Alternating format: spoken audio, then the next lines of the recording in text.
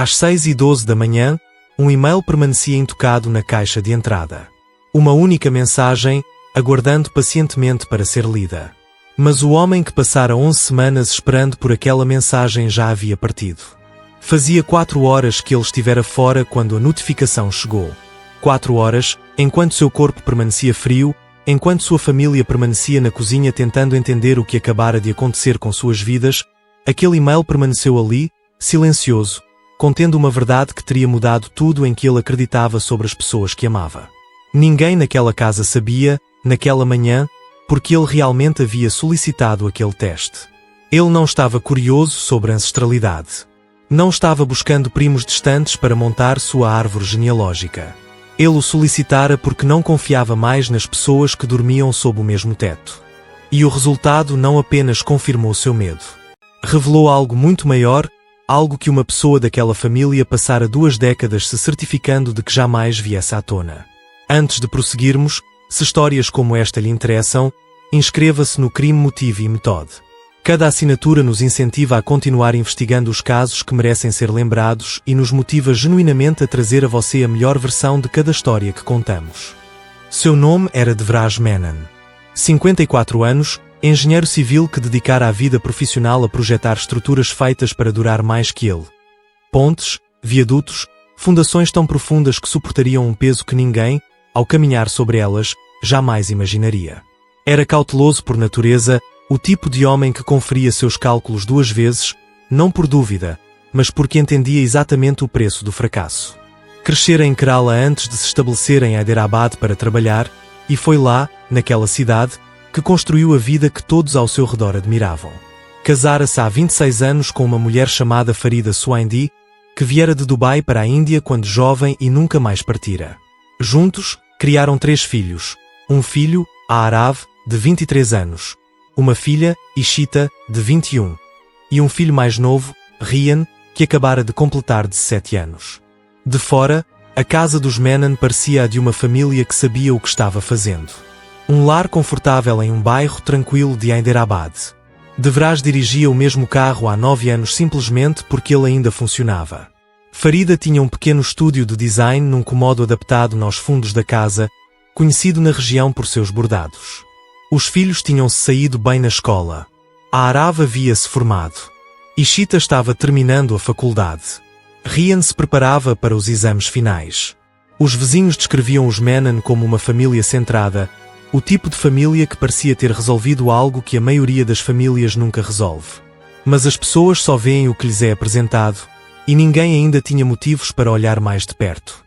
O amigo mais próximo de Devraj, um homem chamado Nikhil Rao, o conhecia desde os tempos da faculdade em Kerala. Anos depois, quando os investigadores apareceram para fazer perguntas, Nikhil disse algo que os marcou.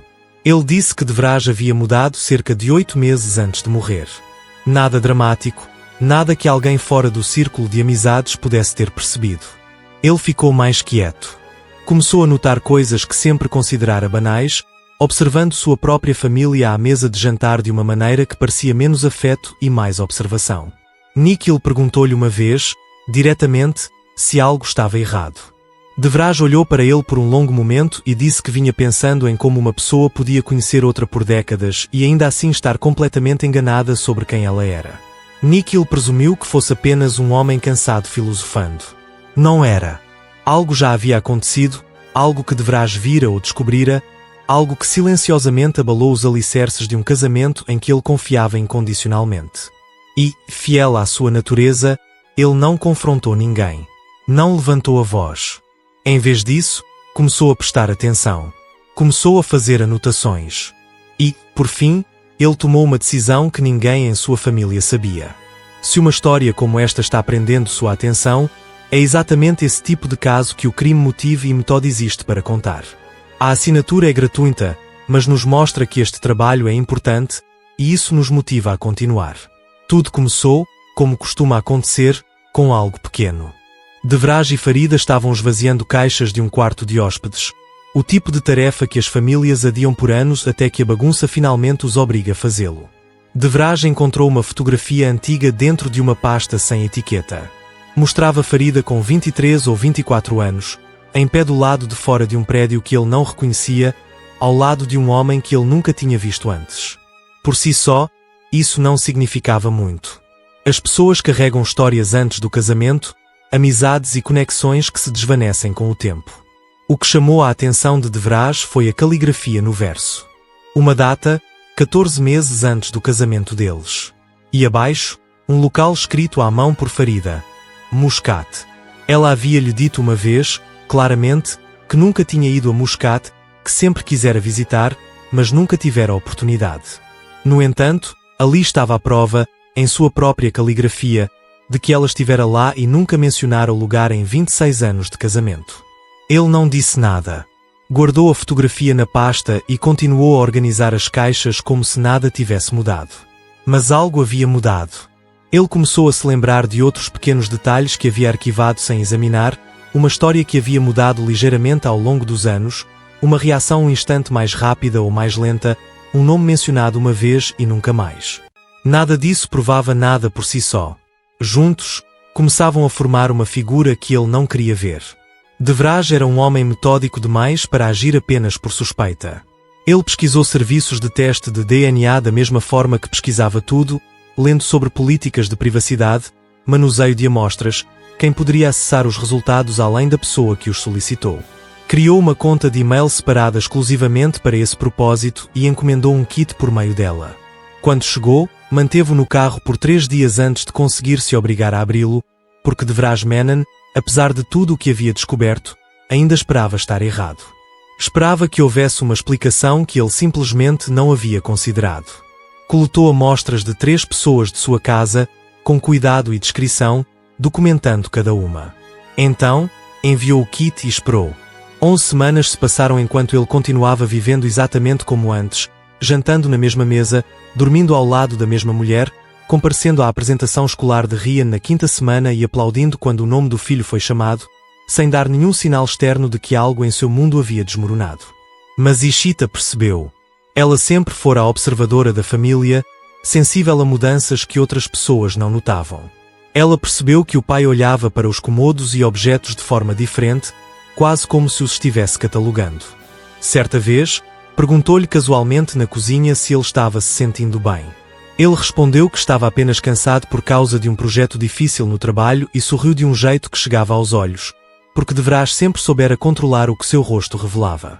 Ela não acreditou totalmente nele. Mais tarde, comentou com uma amiga que o pai parecia estar carregando algo pesado, embora não soubesse dizer o quê. Enquanto isso, Vraz seguia uma pista diferente. A partir de seu histórico de buscas e de um arquivo bloqueado em seu laptop, os investigadores reconstruíram posteriormente que ele havia encontrado uma lacuna inexplicável de 8 meses na vida de Farida, em algum momento entre 2 anos antes de se conhecerem e o ano em que começaram a namorar. Não era algo incomum por si só. As pessoas passam por períodos que não discutem. Mas quanto mais Vraz investigava, menos encontrava, e para um engenheiro que entendia como as estruturas eram construídas e como as falhas eram escondidas, essa ausência era, em si, uma resposta. Ele anotou, não a ausência de informação, mas a sua remoção. Algo completamente diferente. Ele ainda não sabia o quão certo estava, ou o preço que isso lhe custaria. A noite em que Vraz Menon morreu era uma segunda-feira comum. Ele chegou do trabalho no horário de sempre. Farida estava terminando uma encomenda em seu estúdio. Ryan estava em seu quarto. Vraz preparou uma xícara de chá e leu as notícias no celular por cerca de 20 minutos, detalhe posteriormente confirmado pelo registro de atividades do aparelho. A família jantou junta naquela noite, nada de incomum, embora Ryan tenha descrito o jantar como um pouco mais silencioso que o normal, acrescentando que seu pai estava quieto havia meses. Vraz foi para a cama mais cedo que o habitual, mencionando cansaço, e deu boa noite a Farida antes que ela se juntasse a ele mais tarde. Às 2h09 da manhã, Farida acordou e percebeu que Vraz não estava respirando. Ela ligou para o serviço de emergência às 2h11 da manhã. Os paramédicos chegaram rapidamente, mas Vraz Menon foi declarado morto às 2h34 da manhã. A avaliação inicial apontou para parada cardíaca. Ele não tinha nenhum diagnóstico de doença cardíaca, mas eventos cardíacos súbitos em homens da sua idade sem histórico prévio não são incomuns, e os médicos não encontraram nenhum motivo imediato para suspeita. A família ficou devastada. A Arav dirigiu a noite toda para chegar à casa. O telefone de Ishita estava no silencioso e ela não pôde ser contatada durante a primeira hora. Ryan ficou sentado na sala de estar em silêncio por um longo tempo. Farida foi rapidamente cercada por parentes, e todos que a viram naquela manhã a descreveram como devastada. Mas havia um detalhe que mais tarde seria crucial. O telefone de Devraj estava intocado na mesa de cabeceira. Seu laptop permaneceu fechado no escritório, exatamente como sempre ficava durante a noite. As chaves do carro estavam penduradas no gancho de sempre. Nada havia sido movido. No entanto, às 6h12 da manhã, 4 horas depois de Devraj ter sido declarado morto, os resultados do DNA chegaram à sua caixa de entrada de e-mail secundária. Ninguém o abriu em seus dispositivos. A pergunta que os investigadores voltariam a fazer repetidamente era simples. Quem mais sabia que aquele e-mail estava a caminho? A Araf tinha recebido acesso à conta de e-mail principal do pai para ajudar a gerenciar a enxurrada de mensagens que se segue a uma morte. Condolências, avisos do banco, assinaturas que precisavam ser canceladas. 3 dias após o funeral do pai, enquanto examinava a caixa de entrada metodicamente, ele notou uma regra de encaminhamento que Devraj havia configurado discretamente, enviando todas as mensagens de um endereço secundário para uma pasta na conta principal intitulada simplesmente Arquivo do Projeto. Lá dentro, encontrou 11 e-mails de um serviço de testes de DNA, confirmações, atualizações de processamento e, finalmente, um enviado às 6h12 da manhã da terça-feira seguinte à morte do pai. Ele o abriu. Leu. Depois, ficou completamente imóvel por um longo tempo, fechou o laptop e passou 40 minutos sozinho em seu carro na garagem antes de conseguir se obrigar a voltar para dentro de casa. Os resultados mostraram que, das 3 pessoas que Devraj testou, apenas uma tinha o mesmo sangue biológico que ele. A Arav era filho biológico de seu pai. Ishita não era. E Ryan, o mais novo, o menino com quem Devraj se sentou em um evento escolar poucas semanas antes de morrer, não tinha nenhuma ligação biológica com ele. Isso não aconteceu apenas uma vez. Aconteceu mais de uma vez, ao longo de seus 26 anos de casamento.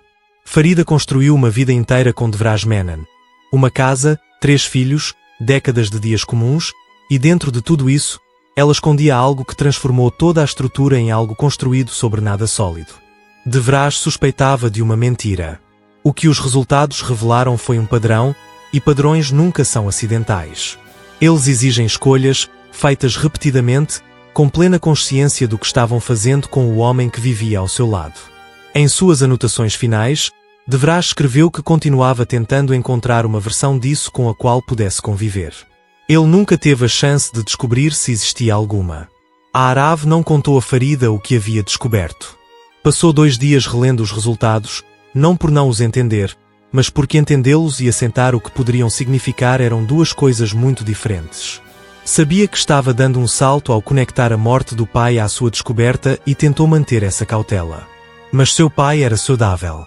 Passara meses vigilante e cauteloso, claramente ciente de que algo perigoso se aproximava. Um endereço de e-mail secundário. Um arquivo bloqueado. Uma pesquisa sobre políticas de privacidade conduzida com a atenção de um homem com medo de ser descoberto. Devraj não tinha medo dos resultados. Tinha medo do que aconteceria se alguém descobrisse que ele os estava investigando. A Arav levou tudo à polícia, junto com o laptop do pai. Não fez nenhuma acusação direta. Simplesmente pediu que reexaminassem, com mais cuidado, aquela noite de segunda-feira. Quando isso aconteceu, pequenos detalhes que pareciam insignificantes começaram a importar. Uma vizinha lembrou-se de um carro desconhecido estacionado brevemente na rua naquela noite, que ficou lá por um curto período e depois sumiu, sem chamar a atenção na hora. A xícara de chá de Devraj havia sido lavada e guardada antes que alguém pensasse em examinar a cozinha. Farida disse que a limpou por reflexo, embora não conseguisse explicar porque o fez às 2h30 da manhã, minutos depois de encontrar o marido morto. Ela disse que o luto faz as pessoas fazerem coisas estranhas, e isso costuma ser verdade. Mas a equipe forense notou que a xícara estava incomumente limpa, quase como se estivesse em um exame clínico. Eles solicitaram um exame toxicológico que não havia sido feito na autópsia inicial e começaram a entrevistar cada membro da família separadamente. Uma a uma, as histórias que antes coincidiam começaram a ruir. O relatório foi concluído na 3ª semana da reabertura da investigação. Devraj Menon não havia morrido de parada cardíaca natural. Ele havia sido envenenado com um composto introduzido em quantidade suficiente para provocar parada cardíaca em um homem saudável, um composto que jamais seria detectado em um exame post-mortem padrão, a menos que alguém o buscasse especificamente. Quem o utilizou sabia exatamente disso. Não se tratava de um ato de pânico. Foi planejado, pesquisado, obtido, medido e executado de forma a parecer um ato natural, seguido imediatamente por pequenas e cuidadosas medidas para eliminar qualquer motivo para investigar mais a fundo. Quase funcionou. Quando os investigadores rastrearam os pais biológicos de Ishita e Ryan, descobriram que não se tratava de lapsos de julgamento passageiros. Farida manteve contato com ambos os homens ao longo dos anos, discretamente, periodicamente, de maneiras que sugeriam que nenhum dos relacionamentos havia realmente terminado. Um desses homens, descobriu-se, passou anos vivendo sob uma segunda identidade, extremamente difícil de rastrear. O intervalo de 8 meses que Devraz tanto tentou explicar foi o tempo que Farida passou com esse homem, em Muscat, em circunstâncias que ela nunca revelou a ninguém na vida que construiu posteriormente em Hyderabad. Esse intervalo era o segredo por trás do segredo, aquilo de que Devraz realmente estava se aproximando. Os casos extraconjugais em si eram apenas a superfície. Por baixo deles, havia uma ligação com um homem que tinha muito mais a perder do que um escândalo de paternidade, alguém para quem a exposição acarretaria consequências muito além do constrangimento. E esse homem vinha observando Devraz de perto, não porque Farida o tivesse alertado diretamente, mas porque alguém dentro daquela casa o havia feito. Seguiram-se 3 prisões. Farida Suaindi foi presa 2 semanas após a confirmação dos resultados toxicológicos, acusada do assassinato do marido. As provas combinavam detalhes circunstanciais com evidências diretas. A xícara lavada, seus movimentos naquela segunda-feira à noite, registros telefônicos mostrando ligações para um número que ela inicialmente negou conhecer, feitas nas 48 horas anteriores à morte de Devraz. Ela manteve por muito tempo a versão de que não sabia que ele seria morto, apenas que ele estava investigando, e que ela havia entrado em pânico e contado à pessoa errada o que sabia. A segunda prisão foi a do homem de Muscat, pai biológico de Ryan, um homem chamado Salem Marie, que havia fornecido o composto, organizado a entrega e era o motorista do carro desconhecido estacionado na rua naquela segunda-feira à noite. A terceira prisão silenciou completamente o tribunal. Era Ishita. A perspicaz, aquela que havia notado o desmoronamento silencioso do pai porque fora instruída a observá-lo. Ishita sabia quem era seu pai biológico havia 3 anos. Ele a encontrou, construiu um relacionamento com ela sem o conhecimento de ninguém e, aos poucos, a posicionou como sua fonte dentro daquela casa, alguém que poderia lhe dizer o que Devraz estava fazendo e o quão perto ele estava de alcançar o objetivo. Foi Ishita quem encontrou o kit de teste no carro do pai e o denunciou, dando início à sequência de eventos que terminou com Devraz Menon morto em sua cama às 2 da manhã e um e-mail chegando 4 horas depois com a verdade que ele nunca chegou a ler. Ishita insistiu que nunca acreditou que seu pai seria prejudicado, que pensava estar apenas repassando informações. Se isso era verdade ou não, tornou-se uma das questões mais difíceis que o tribunal teve que ponderar. O que não está em questão é o seguinte: Devraz Menon passou 8 meses observando em silêncio uma família que amava, buscando um motivo para continuar confiando plenamente neles. Em vez disso, encontrou o oposto. E a maneira cuidadosa e paciente com que lidou com a situação, o e-mail secundário, os arquivos bloqueados, a regra de encaminhamento, a pesquisa sobre políticas de privacidade, não foi suficiente para salvar sua vida. Mas foi o suficiente para garantir que a verdade sobrevivesse a ele. O e-mail chegou às 6h12 da manhã. Devraz nunca o leu. Mas ele chegou às pessoas que precisavam vê-lo, e às vezes essa é a única forma de justiça disponível, não aquela que chega a tempo, mas aquela que chega mesmo assim e ainda consegue fazer a diferença. Se esta história te emocionou ou te fez repensar as pessoas em quem confiamos incondicionalmente, é exatamente por isso que o Crime Motive e Method existe. A sua inscrição nos ajuda a continuar contando histórias como a de Devraz com o cuidado que elas merecem, e cada assinante motiva genuinamente nossa equipa a dar o nosso melhor em cada caso que apresentamos. Obrigado por assistir e até o próximo vídeo.